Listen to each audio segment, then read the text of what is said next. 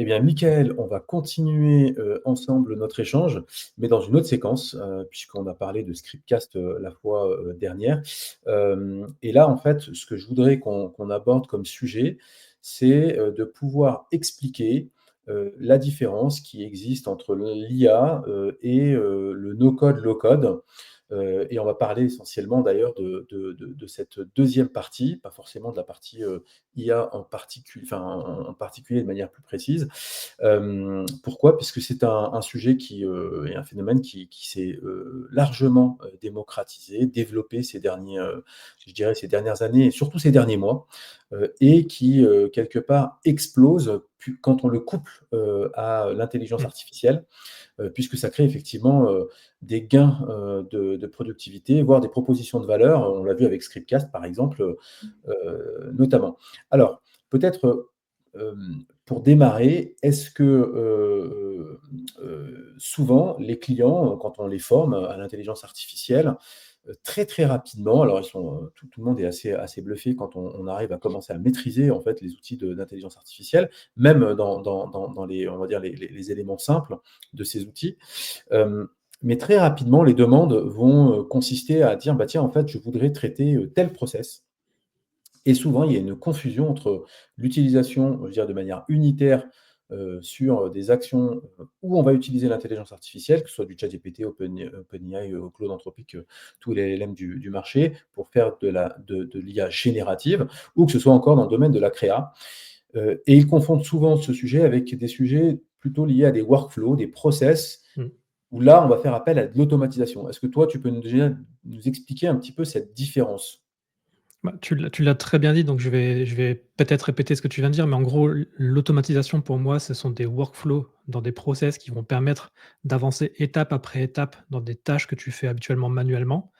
Ça peut être des tâches plus ou moins longues, hein, et chronophages. Donc ces workflows vont être déclenchés par un élément, un trigger, une action principale ou alors une fréquence, une fois par jour, une fois par semaine, et cetera. À un moment donné, une action est déclenchée et ça va déclencher en cascade d'autres éléments, d'autres étapes qui vont elles-mêmes, faire d'autres actions sur d'autres API, d'autres logiciels, et cetera. Ça, c'est l'automatisation, c'est le fait de faire de manière automatisée des tâches que tu peux faire, plus d'une fois dans une journée.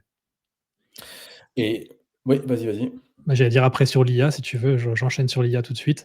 Et l'IA pour moi, c'est le fait de créer des choses de manière avec, une intelligence artificielle donc, beaucoup plus rapide que si tu ne le faisais toi-même, un peu comme Scribecast, mon SaaS pour les podcasts. L'IA va permettre d'avoir accès à des contenus créés de manière intelligente, structurée, avec des prompts. Donc tu as toujours une consigne d'entrée et tu as une sortie, une réponse. Donc ça va te générer des contenus, mais ça, c'est pas de l'automatisation. Par contre, l'IA couplée aux automatisations, bah, vient, décupler, la portée et la force des automatisations que tu pourrais créer. Voilà, donc ça, c'est très important de bien faire la part des choses entre l'utilisation de manière unitaire, quand on va faire un prompt, par exemple, Mmh. de, quelque part, demander à un process qui va séquencer plusieurs tâches, en fait, et dans lequel l'automatisation, en faisant appel peut-être à plusieurs solutions, va pouvoir, quelque part, bah, justement accélérer, ce processus de manière automatisée sans intervention, nécessairement humaine et en s'appuyant potentiellement sur, l'intelligence artificielle. Donc c'est bien 2 sujets qui sont séparés. Ouais. On met ça un petit peu de côté, on va revenir sur le no code, low code. Justement, alors voilà, c'est un phénomène, encore une fois, un sujet qui explose, et qui a permis, comme on l'a vu avec Scriptcast, de pouvoir développer des applications, beaucoup plus rapidement. C'est vrai que jusqu'à, on va dire, très récemment, eh bien, il fallait, quel que soit le sujet d'application qu'on voulait avoir, passer par, des process classiques de développement. Il fallait faire de la conception, tester, sortir rapidement, une première ébauche de son produit, tester son produit, mais ça pouvait prendre du temps, ça pouvait coûter très cher.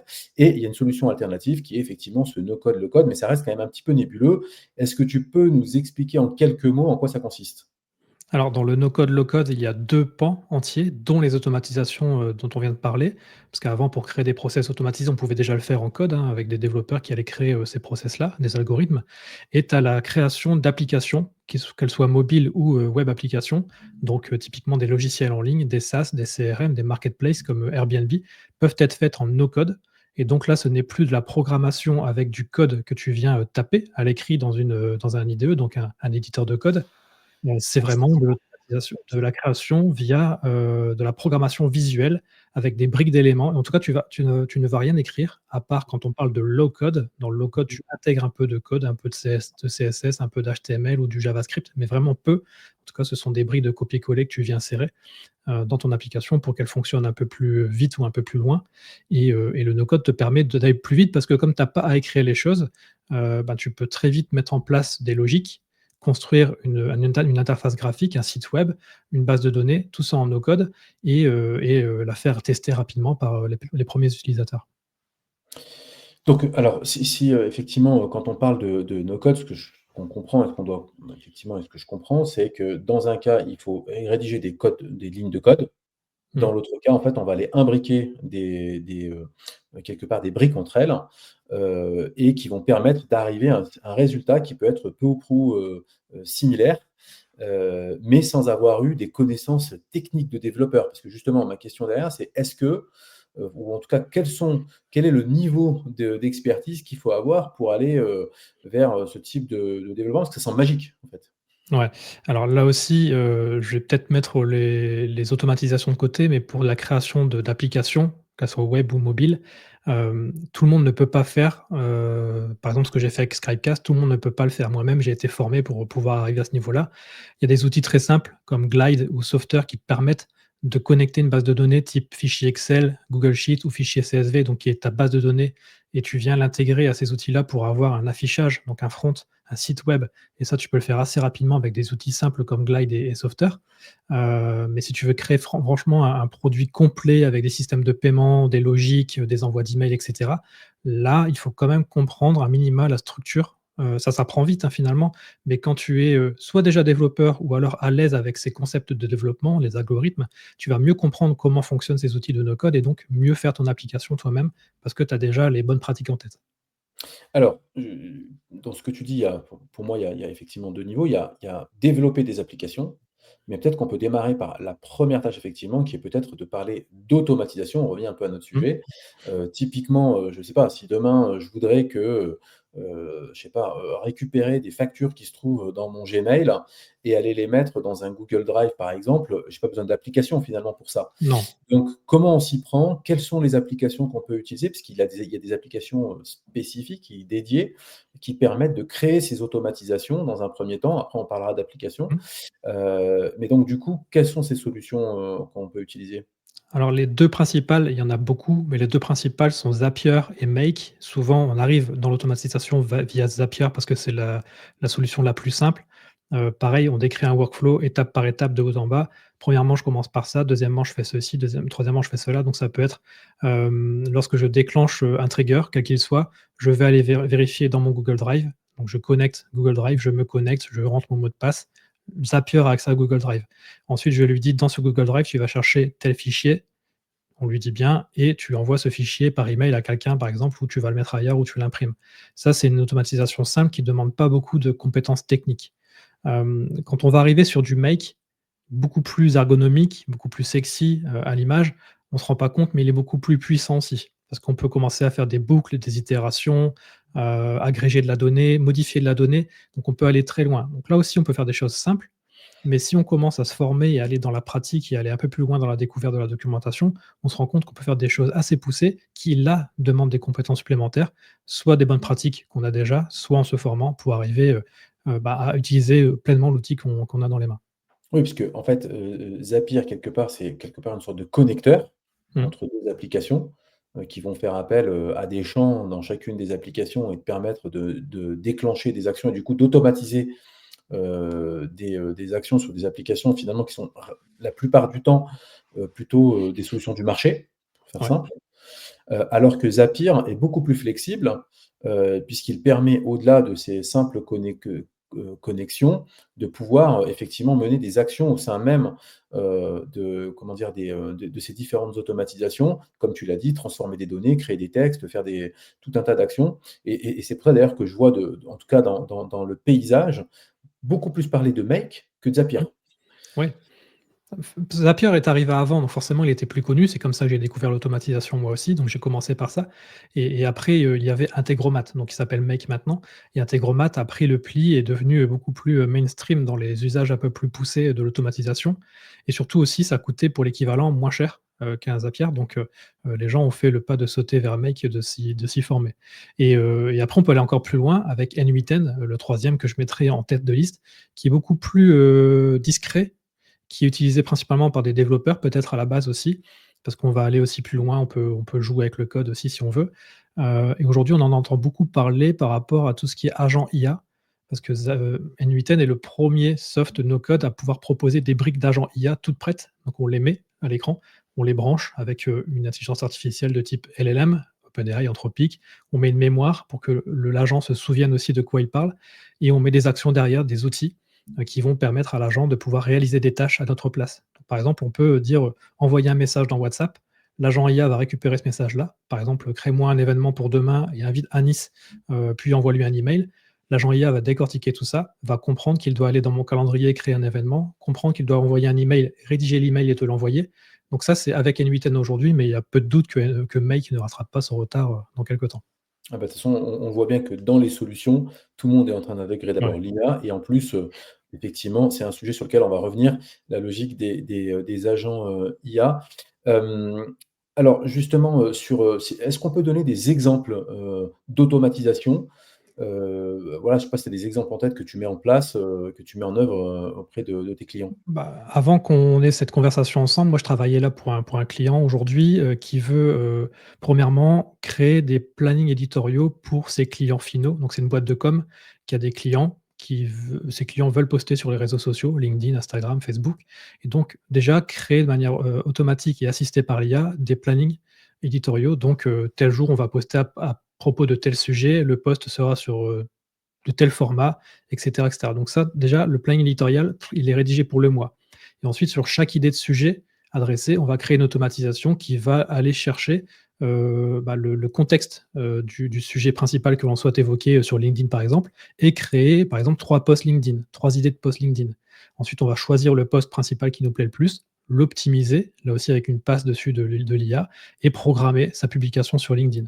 Donc ça, c'est ce que je fais, par exemple, c'est une des choses qu'on peut faire avec l'automatisation et l'IA aussi, dans Make, c'est de créer toutes ces choses-là avec une base de données Airtable. On n'en a pas parlé, mais Airtable est souvent aussi, intégré en termes de base de données de no code pour justement aller recevoir toutes ces informations-là.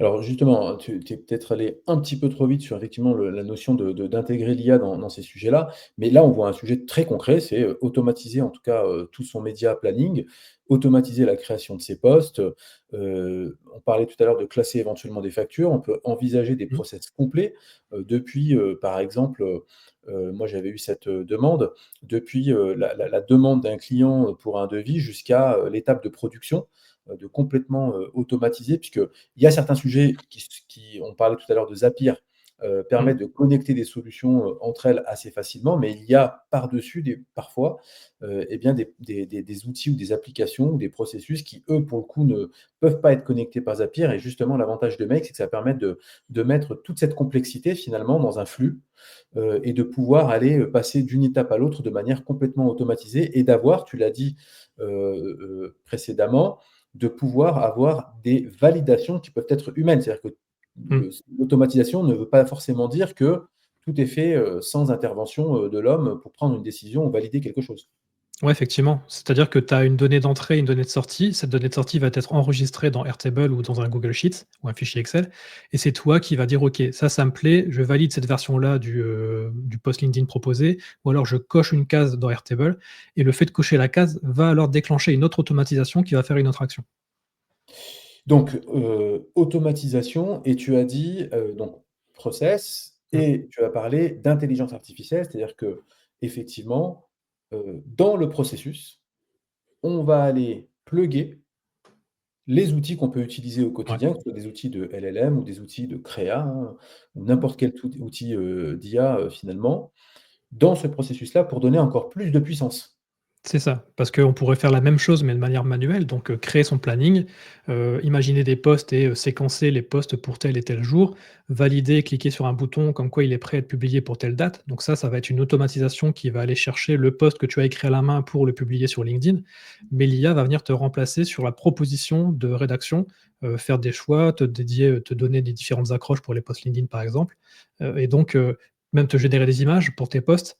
Là où tu dois les faire sur Canva ou autre logiciel d'illustration, bah, c'est l'IA qui va générer ces contenus-là pour toi, donc ça vient décupler ton process automatisé. Alors attends, là, c'est super intéressant, parce que prenons ce sujet-là qui concerne finalement tout le monde, on pourrait généraliser finalement tout le process de, brainstorming, idéation sur, le media planning qu'on souhaite, imaginer la création des contenus de posts de réseaux sociaux sur LinkedIn, Meta et autres, générer les textes associés, générer les images associées. Est-ce qu'on peut le faire dans le cadre de son propre contexte? C'est-à-dire de lui donner des Mmh. orientations, voilà et du coup, au final, pouvoir automatiser l'ensemble de ce processus-là avec des étapes de validation humaine, voire même d'enrichissement humain. C'est ça, exactement, ouais. Et il y a une grosse partie aussi qui est très compliquée, c'est de construire ces process-là de workflow automatisés et d'intégration d'IA. Mais une grosse partie et la plus complexe, c'est de savoir bien prompter, ces messages qu'on envoie à l'IA pour nous sortir tel ou tel document ou tel contenu. Il Alors suffit pas de dire: «Je veux un post LinkedIn qui parle, de petits poissons». Il faut vraiment lui dire, voilà, en plusieurs lignes avec, des choses bien spécifiques dans le prompt pour que l'IA va directement taper droit, et droit au but sur ce qu'on veut, quoi. ouais, donc ça veut dire qu'en préalable, donc ça c'est important parce que là on parle de la conception du, process et de l'utilisation de l'IA. C'est-à-dire qu'en fait, il y a d'abord une formalisation à faire du process, Mmh. de bien comprendre ce process-là, avec les objectifs associés et puis les différentes étapes. Et puis il y a un deuxième sujet, c'est effectivement dans le prompting, de bien identifier de quelle solution, on a besoin, puis ensuite de bien déterminer effectivement la structure de son prompt et le résultat attendu. De nourrir aussi, de contexte, d'informations, j'imagine le prompt pour qu'il puisse, aussi bien comprendre, finalement et faciliter et simplifier le résultat, final. Et en fait, c'est le mélange de ces 2 là qui permettent de créer, finalement des process complètement automatisés sans que finalement, l'humain n'ait à faire, enfin, en tout cas son intervention, elle sera minime. Ouais, c'est ça, exactement. C'est le but. Super. Alors, du coup, on a parlé de postes, et cetera, mais j'imagine que c'est valable pour la création, alors j'en parle parce que nous, on accompagne des clients dans différents domaines, mais je parle par exemple d'un secteur dans le domaine de l'immobilier neuf. Je vois, Mmh. ouais, il y a X tâches qu'on pourrait, effectivement automatiser, la création des posts, la création des articles de blog, la création des landing pages, par exemple. On pourrait imaginer, générer des landing pages, quasiment automatisées? Ouais, totalement. Bah, surtout maintenant avec l'avènement de l'IA dans ces process automatisés, tu as des IA aujourd'hui, qui sont même au-delà de ce qu'on fait aujourd'hui dans Make avec, OpenAI ou Anthropic. C'est vraiment des IA dédiées à la création de sites web. Donc tu vas leur dire: «Voilà, moi j'ai, voilà qui je suis», je donne le contexte de ma boîte, voilà le contexte de mes clients, qui ils sont, c'est quoi mes personas, voilà ce que je propose, ma proposition de valeur. Je veux un site qui mette en avant, telle et telle fonctionnalité de mon produit. On appuie sur un bouton et le site est, vraiment alors soit, prototypé avec des wireframes, donc ça te donne les grands axes, les idées, les pages que tu dois remplir après, mais ça te donne, la maquette finalement de ton site final. Mais il y a des IA aujourd'hui qui vont même créer automatiquement ton site de A à Z et tu as plus qu'à l'héberger pour le mettre en ligne. Ouais, on pourrait aller même un cran plus loin, on pourrait, envisager d'automatiser la création de contenu print, que ce soit, des plaquettes, des cartes de visite, Mmh. des présentations. On pourrait, envisager de la création et même comme tu l'as dit, tout à l'heure, d'images, de vidéos, qui seraient, potentiellement automatisables, en tout cas du moins en partie. Donc on voit qu'il y a X, possibilités. Alors on a beaucoup parlé de communication, de marketing, mais c'est quelque chose qui peut s'adapter dans le domaine industriel, dans le domaine de différentes fonctions support de l'entreprise, que ce soit dans le domaine des ressources humaines, que ce soit dans le domaine de la comptabilité, dans le domaine des finances, dans le domaine du commerce. Tu parlais tout à l'heure de sales. Il y a Mmh. déjà des automatisations, qui existent, mais il existe, également des process qu'on pourrait, largement automatiser pour, justement améliorer sa prospection, améliorer ses relances, mieux, cerner, sa cible de clients, mieux cibler et scorer ses propres clients. Donc en fait, finalement, comment dire? Les domaines d'usage sont assez illimités. Clairement, tous les métiers sont impactés par, les automatisations et l'IA et aujourd'hui, si tu maîtrises pas ces outils-là, je pense que tu es vite relégué au placard. Parce qu'il y a tous les petits jeunes qui arrivent derrière, qui seront nés avec ces produits-là, qui vont venir sur le marché, qui sauront les utiliser et c'est comme, les gens de mon époque avant mettaient: «Je sais utiliser, la suite Office» sur leur CV. Maintenant, clairement, c'est, «Je maîtrise Make, je maîtrise les IA» et sans ça aujourd'hui, malheureusement, je pense que tu es en défaut si tu sais pas utiliser ces outils-là dans différents métiers. Alors, combien de temps il faut pour se former à Make? Parce que c'est quand même pas si simple que ça. Quand tu rentres dans l'interface, je veux dire, si on peut montrer, je sais pas si tu as accès à l'interface Make, Ouais. montrer en 2 secondes ce que ça veut dire Make. C'est super visuel, ça semble super simple, mais quand tu commences à mettre un petit peu les mains dans le cambouis, et bien, en fait, alors voilà, c'est juste pour montrer un petit peu de quoi est-ce qu'on parle. Voilà, là, tu nous montres un process complet où là, en fait, on fait appel à différentes solutions. Donc là, on voit, effectivement que tu fais appel à du Notion. Ouais, j'ai d'abord ici un webhook, donc c'est un module qui permet d'écouter un événement à l'extérieur. Donc là, j'ai un webhook qui est déclenché selon une situation donnée. Ça peut être, comme je le disais, une case à cocher dans Airtable, un statut qui change, dans un logiciel et cetera. Dès que cet événement est écouté, ça déclenche le reste. Donc ici, ça va aller chercher, des contenus dans mon Notion, ça va venir les, agréger dans un tableau, puis je vais itérer dessus et je vais créer plusieurs contenus. Ici, ce sont des images et je lui dis: «Voilà, il y a des images qui seront de type illustration, des images qui seront de type photo simple et des photos réalistes» et à chaque fois, après, je prompte dessus. C'est-à-dire que selon la donnée d'entrée que j'ai dans mon Notion, je lui donne un prompt pour créer une image. Cette image va être créée par une API externe, donc c'est un logiciel qui ne contient pas de module intégré à Make, mais du coup, on peut faire une requête API, via sa documentation. On a tous les liens qu'il faut pour pouvoir faire ces requêtes API et au final, à la fin du fin, j'obtiens une image que je vais uploader dans mon, Google Drive et mettre à jour dans mon Notion. Tout ça me permettant d'avoir des contenus, alimentés par IA et là, on n'est pas sur de la création de texte, mais de la création d'illustrations, de photos réalistes, pour LinkedIn, par exemple. Ouais et donc là, ce qui semble simple ici, en fait, quand on clique ensuite dans, les différentes petites bulles, en réalité, eh bien, en fait, on va avoir là donc là, on voit qu'il y a X, potentiels, scénarios, process qu'on peut effectivement, mettre en place. Mais si tu cliquais sur une petite bulle, eh bien, en fait, ça montre, ensuite derrière ça, bien, il y a un certain nombre de champs, qu'il faut être capable de maîtriser. C'est là où il faut avoir une certaine maîtrise quelque part, de la solution, de l'outil, Tout à fait. et de savoir en effet, à quoi correspondent ces différents champs, qui déclenchent quel type d'action, qui font appel à quel type de contenu et il est nécessaire quand même de maîtriser sans forcément être un codeur, mais, de quand même avoir, cette faculté d'aller, comprendre ces différentes mécaniques. Super. Heu, donc là, on voit qu'on peut créer des process de bout en bout sur différentes tâches de manière autonome, Mmh. qu'on peut faire appel à l'intelligence artificielle, qu'elle soit textuelle, audio, vidéo, images. Mmh. Finalement, on pourrait activer l'ensemble de ces process et que la question, c'est que comment sont visualisés ensuite ces différents process? Puisque ça peut paraître, un petit peu, comment dire, abstrait pour les personnes. On a parlé de Scriptcast ensemble, donc il y a, derrière Scriptcast, en fait, c'est une application et il y a une interface.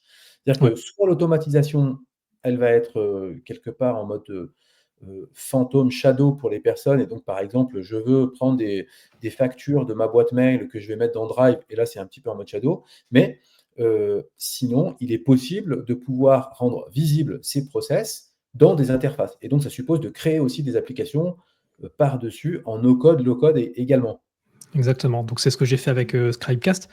J'ai utilisé l'outil Bubble pour développer mon application parce que Bubble a l'avantage de réunir à la fois le visuel, donc le front, le shadow, donc le back-end, la base de données et la logique, et les connexions API mais tu peux tout faire dedans. Mais j'ai aussi des scénarios qui sont, directement liés à Make. Par exemple, on a vu, sur, la précédente vidéo, la génération des idées clés ou du chapitrage pour les podcasts. Ça, c'est dans Make que je le fais et après je viens réinjecter toute la donnée dans ma base de données, Bubble pour que ça s'affiche en front à l'utilisateur. Donc ça veut dire que, finalement, si pour un client, parce que c'est un peu la proposition de valeur qu'on fait aussi à nos clients, au-delà de la formation IA, c'est de les accompagner sur ce type de solutions, qui ne sont pas bien connues, pas bien comprises encore, par, on va dire le commun des mortels. Hem, c'est que on vient finalement d'abord apprendre à prompter seul de manière unitaire, mais Mmh. ensuite, quand on commence à vouloir automatiser, on est capable finalement d'associer ces automatisations à de l'IA et de créer des interfaces qui soient agréables, qui soient simples, d'utilisation et qu'on va faire également en no code, low code et qui Ouais. vont pouvoir vivre soit de manière, autonome, c'est-à-dire qu'on va développer une application dédiée, mais est-ce qu'on peut aussi, greffer ces automatisations aux applications, dans l'environnement du client, par exemple? Alors c'est possible. Après, tout dépend de l'environnement du client et de la typologie de client, parce que plus les sociétés sont grosses, souvent il y a des systèmes d'information qui sont gérés en interne par des responsables SI et ces responsables SI vont dire: «Je ne veux pas d'application qui tourne dans le cloud, sur internet. On veut avoir nos propres automatisations en interne». Donc là, c'est encore un autre niveau avec de l'hébergement sur les serveurs dédiés de l'entreprise et après pour la construction du front, bah, souvent c'est fait en interne. Mais il y a des outils qui existent qui sont plus ou moins open source pour, bah, pouvoir s'en servir, en circuit fermé, on va dire. D'accord, donc alors justement, c'est une question, qui me semble importante, c'est que alors souvent ces process et ces automatisations de no code vont très bien pour les infopreneurs, auto-entrepreneurs, entrepreneurs, on va dire un petit peu solo. Mais quand on commence à monter un petit peu en volume dans l'entreprise, je sais pas, TPE, PME, grand compte, heu, voilà, quelle peut être la limite de ces automatisations, avec Make, et de ces mises enfin du développement de ces applications? Est-ce que voilà, est-ce qu'on peut dire qu'une TPE, par exemple, ça conviendrait parfaitement pour éviter d'aller, je sais pas moi, souscrire à X SaaS et ça permet d'avoir des applications plutôt flexibles, qui s'adaptent aux besoins de l'entreprise? Si voilà et plus on monte, est-ce que c'est compliqué à développer? Est-ce que c'est risqué pour l'entreprise? Non, c'est pas risqué, tout dépend de la méthodologie qu'on applique et de la sécurité qu'on met autour. On cite Make depuis tout à l'heure, qui est un outil, SaaS, donc dans le cloud, auquel on accède via un abonnement payant. Mais si tu vas sur du N8N, tu as aussi la partie SaaS que tu peux avoir en t'abonnant, mais et tu as la le tu peux, déployer ce même logiciel chez toi, en local sur ton PC ou sur un serveur dédié, avec un déploiement via Docker. Donc là, c'est un autre niveau, hein, c'est plutôt orienté, DevOps. Donc les des développeurs qui sont spécialisés dans la partie hébergement des applicatifs peuvent très bien faire tourner ce genre d'outils en interne, c'est ce que je disais et donc dans ce cas-là, tu as pas la limitation, liée, à la limitation d'opération sur un scénario, au fait que ça aille sur internet chercher des informations ou sortir de l'info aussi. On le voit souvent aujourd'hui ce cas-là sur les systèmes d'IA où tu vas donner de l'information à l'entreprise et après ça va dans internet. Maintenant il y a beaucoup d'entreprises qui font tourner leur propre IA, donc leur LLM en interne avec leur propre base de connaissances et c'est ça en fait qu'il faut maîtriser. Comment je fais pour avoir, la maîtrise de ma data, sans exploser les coûts bien évidemment et tout en ayant un aspect sécurité important parce que sinon, bah, effectivement si tu exposes toute ta donnée, à l'extérieur ou si des personnes extérieures peuvent s'introduire, chez toi via ton système, par le vol d'un mot de passe ou autre, c'est plus compliqué. Donc il y a beaucoup de choses qui peuvent se déployer en interne. Alors, justement, sur ce déploiement, ce qu'on conseille parfois aussi, c'est de démarrer peut-être par, selon la maturité des entreprises, de pouvoir démarrer sur des process qui sont assez simples finalement, mais Mmh. qui mériteraient de l'automatisation. C'est d'identifier des tâches qui peuvent être répétitives, des tâches qui effectivement ne sont pas forcément avec de la valeur ajoutée et qui permettraient, justement à cette automatisation de prendre le relais et puis finalement d'alléger, d'assouplir, simplifier le travail peut-être des différents, des salariés, des utilisateurs. Heu, Qu'effectivement, on peut le faire soit, à travers Make, dans des univers, plutôt SaaS, soit, directement dans l'univers de l'entreprise, avec d'autres solutions, N8N notamment, que tu as, évoquées et avec peut-être aussi une petite infrastructure, à mettre en place, mais qui n'est pas forcément très compliquée et néanmoins, bah, effectivement, plus on monte dans la taille d'entreprise, plus, et bien, le système d'information, les solutions peuvent être complexes, les process peuvent être complexes et donc là, ça suppose, des conceptions et des interventions qui peuvent être plus ou moins, importantes. Mais voilà, pour un certain nombre d'usages, pour X, ce sujet, il est déjà assez facile, assez aisé de pouvoir déployer ces solutions, que ce soit d'un point de vue des fonctions de l'entreprise ou bien, des différents métiers, dans lesquels évoluent un certain nombre d'entreprises. Je prends l'exemple encore une fois de l'immobilier neuf, métier qu'on connaît, plutôt bien, on va dire en tant que tel. OK. Alors, si on va un cran plus loin, il y a un sujet, c'est, alors on parle beaucoup d'automatisation, on peut développer ces applications, mais il y a un concurrent, enfin, je ne sais pas si on peut le considérer comme un concurrent, qui sont les agents IA Mmh. autonomes, qui justement donnent la promesse, Ouais. finalement,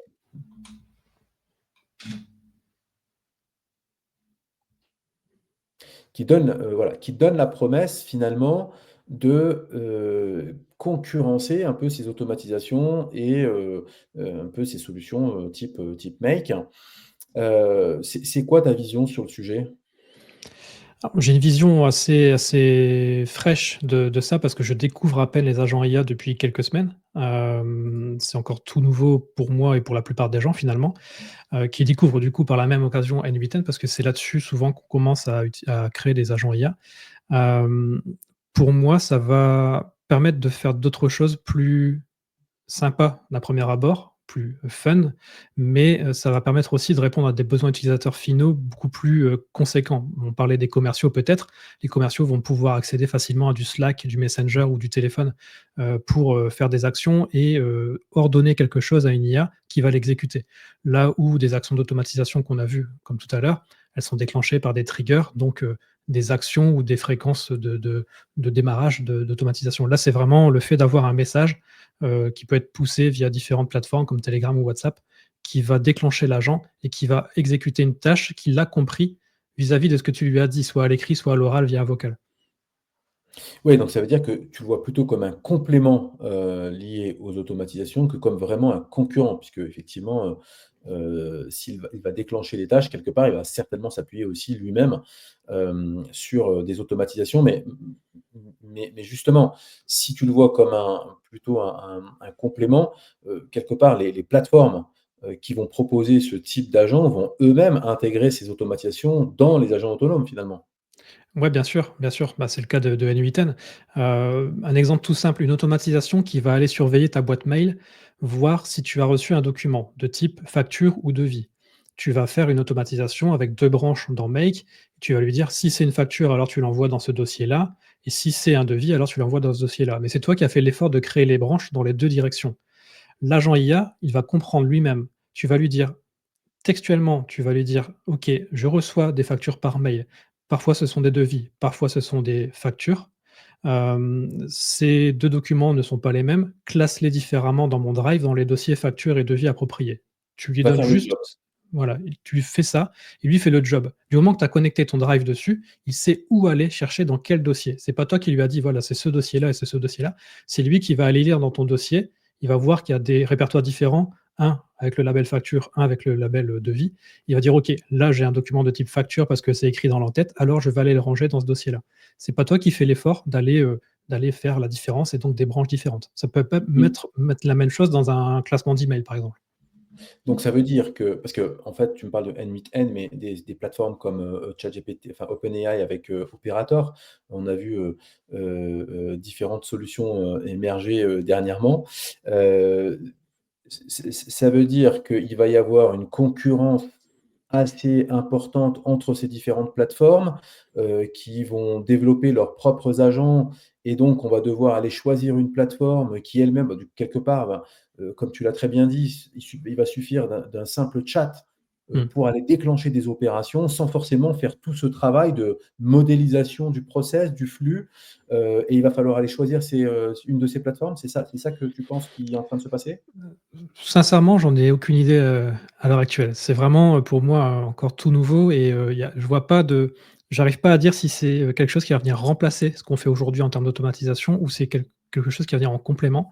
J'ai plutôt tendance à dire aujourd'hui que c'est un complément, mais je ne suis sûr de rien et ça va tellement vite que dans 2 semaines, peut-être que ça sera totalement, rebattu, sur les 4 rebattus sur la table, ce que je viens de dire donc actuellement, j'ai pas le mot pour te répondre.